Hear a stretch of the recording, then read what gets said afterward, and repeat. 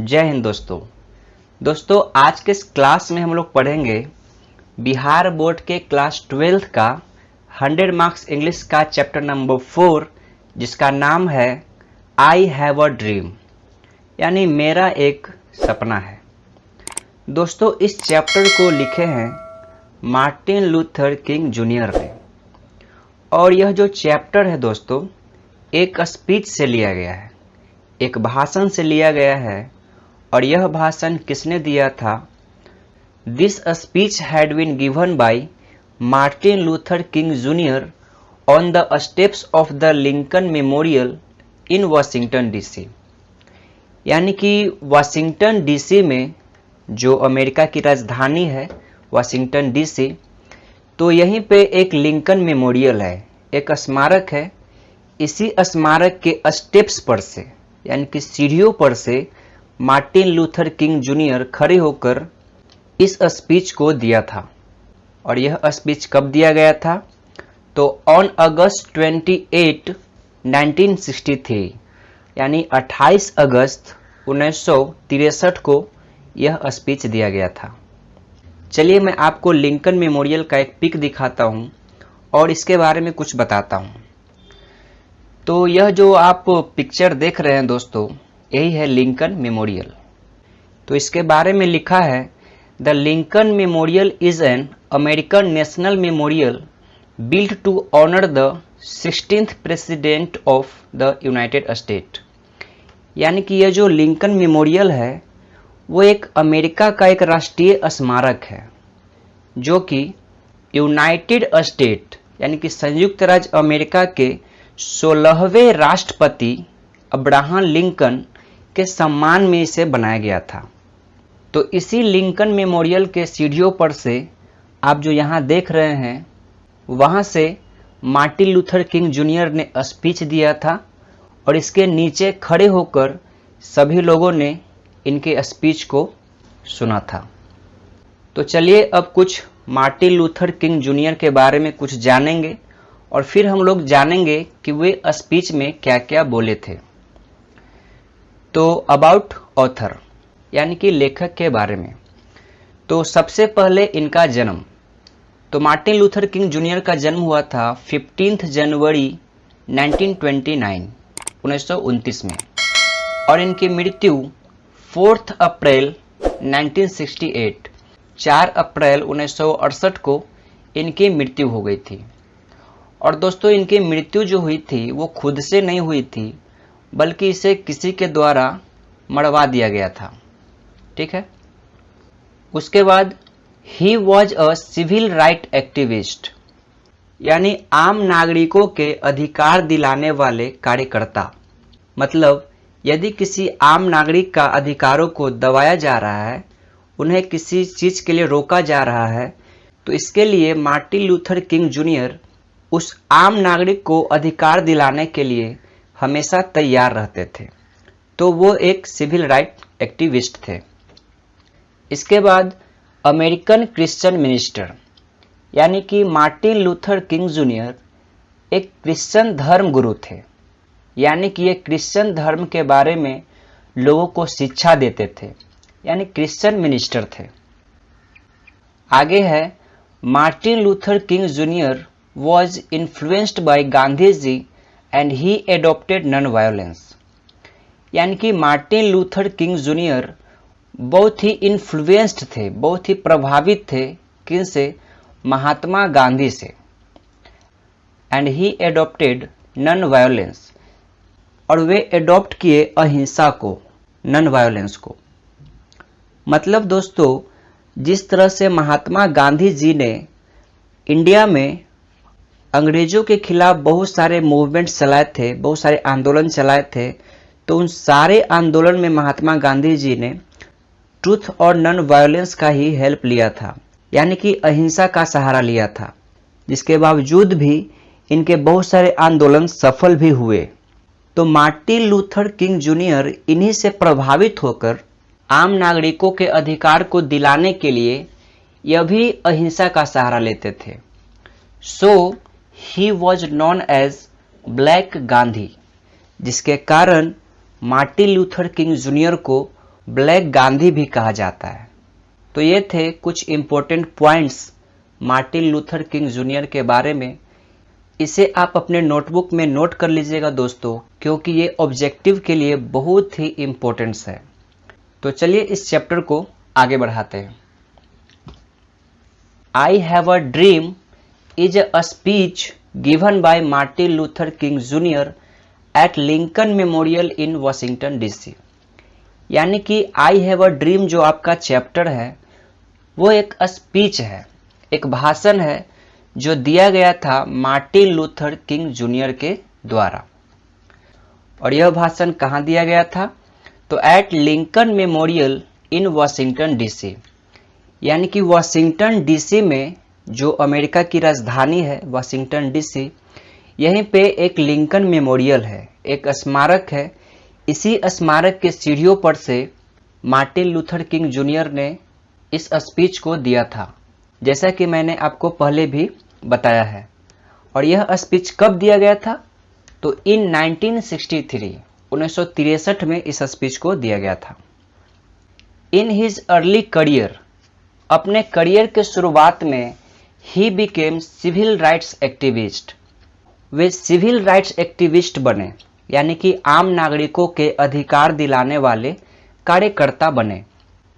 He was highly influenced by Mahatma Gandhi, ये बहुत ही ज़्यादा प्रभावित थे महात्मा गांधी से।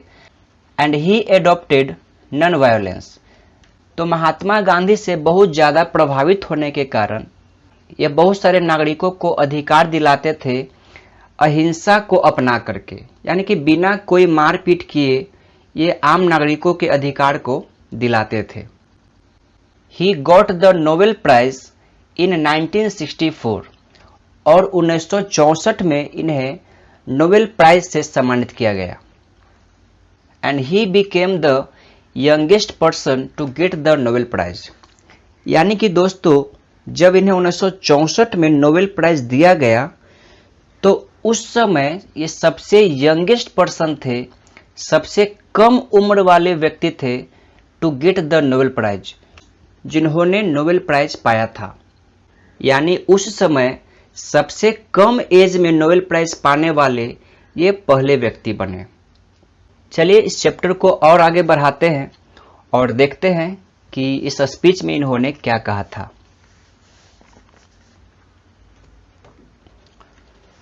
In this speech Martin Luther King junior leads the Negro community. इस स्पीच में, इस भाषण में Martin Luther King junior lead करते हैं निग्रो समुदाय को। तो निग्रो का मतलब क्या? तो दोस्तों दो तरह के अमेरिकन लोग होते हैं, पहला ब्लैक अमेरिकन और दूसरा वाइट अमेरिकन। तो जो ब्लैक अमेरिकन लोग होते हैं उन्हीं को निग्रो कहा जाता है। मार्टिन लूथर किंग जूनियर भी एक निग्रो ही है, यानी कि एक ब्लैक अमेरिकन है। तो मार्टिन लूथर किंग जूनियर के समय में काले और गोरे अमेरिकन लोगों के बीच काफ़ी भेदभाव किया जाता था। ब्लैक अमेरिकन लोगों को किसी भी तरह का नागरिक अधिकार नहीं दिया जाता था, उन्हें गंदे कस्बों में रहने पर मजबूर किया जाता था, सरकार उन लोगों की कोई मदद नहीं करता था।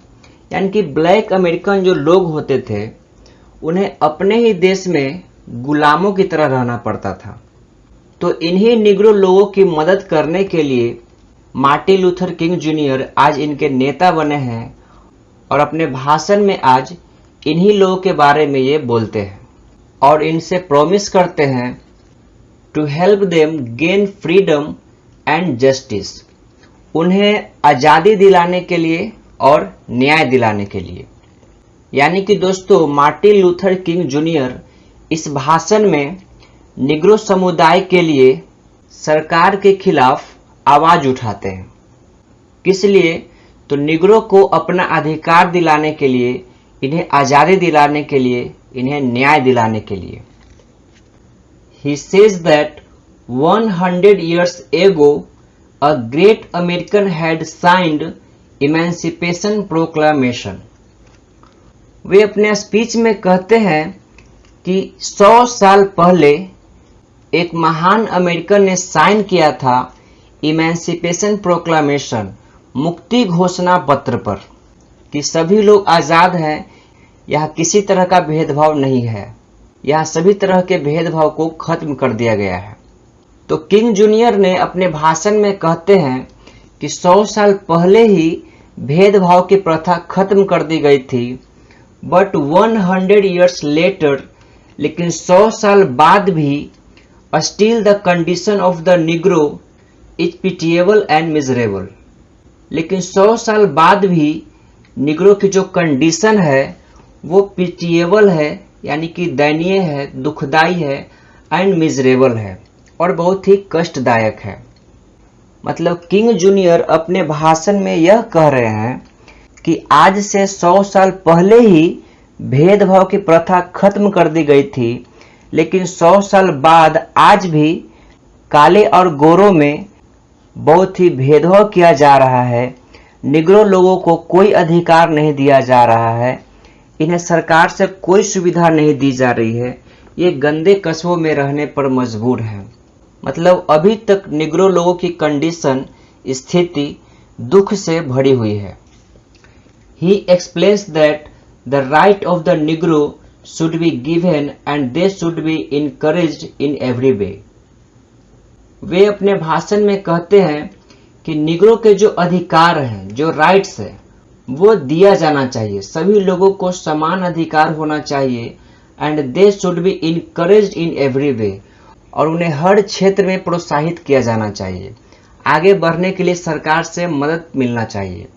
तो ये अपने भाषण में निग्रो के लिए आवाज उठा रहे हैं, उनके अधिकारों के लिए लड़ रहे हैं। चलिए नेक्स्ट स्लाइड में चलते हैं। He says that government of America is not paying any attention to the Negro for uplifting the condition.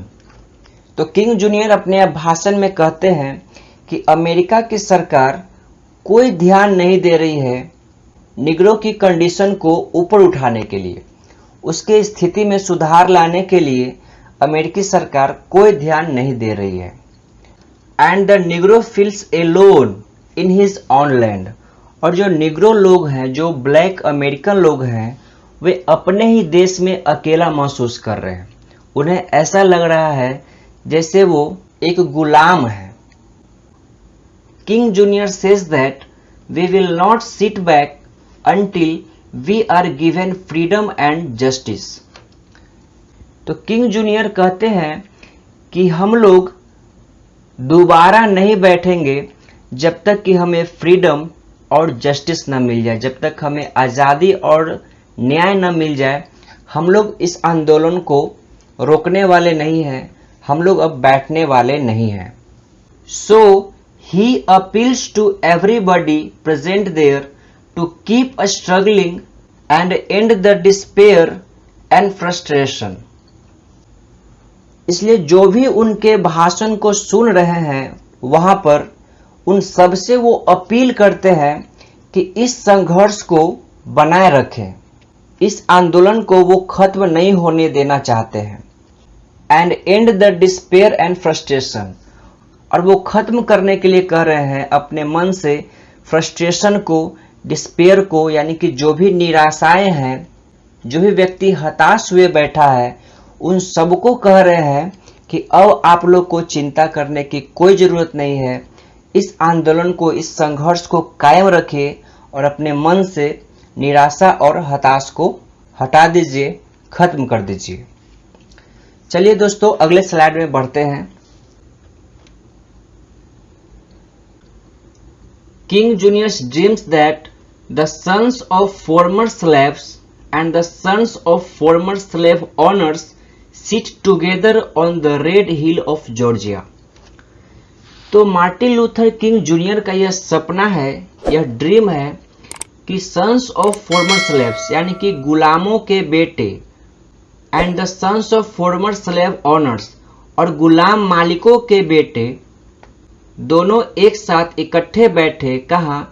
तो Red Hills of Georgia, Georgia की लाल पहाड़ी पे। ये मार्टिन लूथर किंग जूनियर का ड्रीम है, सपना है। ही सेज, वे कहते हैं, there should not be any distinction between the black and the white.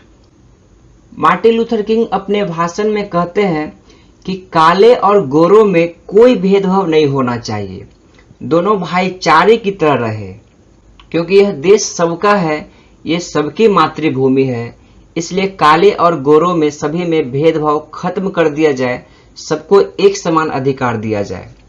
And they should join hands and walk together.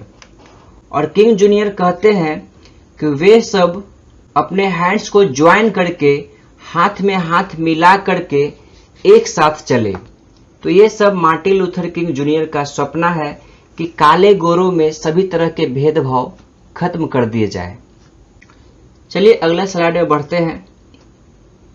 King Junior suggest to America that if America is to be a great nation, this must come true. तो King Junior America को suggest करते हैं, सुझाव देते हैं कि अगर America को एक ग्रेट नेशन बनना है, एक महान देश बनना है, तो ये सभी बातें सच होनी चाहिए, सारे भेदभावों को खत्म कर दिया जाना चाहिए, तो ही अमेरिका एक ग्रेट नेशन, एक महान राष्ट्र बन सकता है। So let freedom ring from the prodigious hill tops of the new Hampshire. इसलिए किंग जूनियर कहते हैं कि आजादी की जो गूंज है वो बजने दो। कहां से? तो from the prodigious hill tops of the new Hampshire, मतलब न्यू हैम्पशायर के प्रोडिजियस हिल टॉप से आजादी की गूंज जो है वो उठने दो। From the mighty mountain of New York, New York के माइटी माउंटेन से आजादी की आवाज उठने दो। फ्रॉम द कैलिफोर्निया, कैलिफोर्निया से उठने दो।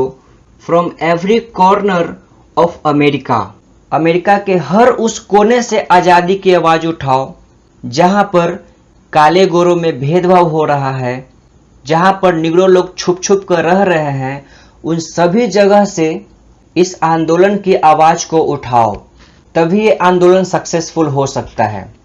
Then we will get freedom, और हम लोग फ्रीडम पा सकते हैं, हम लोग को आजादी मिल सकती है। And we shall sing a spiritual song of the Negro together, और जब हमें आजादी मिल जाएगी, जब हमारा आंदोलन सक्सेसफुल हो जाएगा, तो हम सभी निग्रो एक साथ एक स्पिरिचुअल सॉन्ग गाएंगे, एक आध्यात्मिक गाना गाएंगे। क्या? तो free at last, free at last, thank God almighty, we are free at last. मतलब अंततः हम लोग आजाद हुए, हम लोग आजाद हुए, ओ गॉड सर्वशक्तिमान, आखिरकार हम लोग आजाद हुए। तो इस तरह से हम निग्रो लोग खुशी मनाएंगे। तो ये था दोस्तों चैप्टर 4 का समरी। उम्मीद है आपको ये वीडियो पसंद आया होगा। अगर आपको ये वीडियो पसंद आया हो तो प्लीज़ इस वीडियो को लाइक करें, शेयर करें और इस चैनल को सब्सक्राइब कर दें, ताकि इस तरह की वीडियोज़ की नोटिफिकेशन आपको मिलती रहे। तो मिलते हैं फ्रेंड्स अगले वीडियो में, तब तक के लिए जय हिंद, गुड बाय।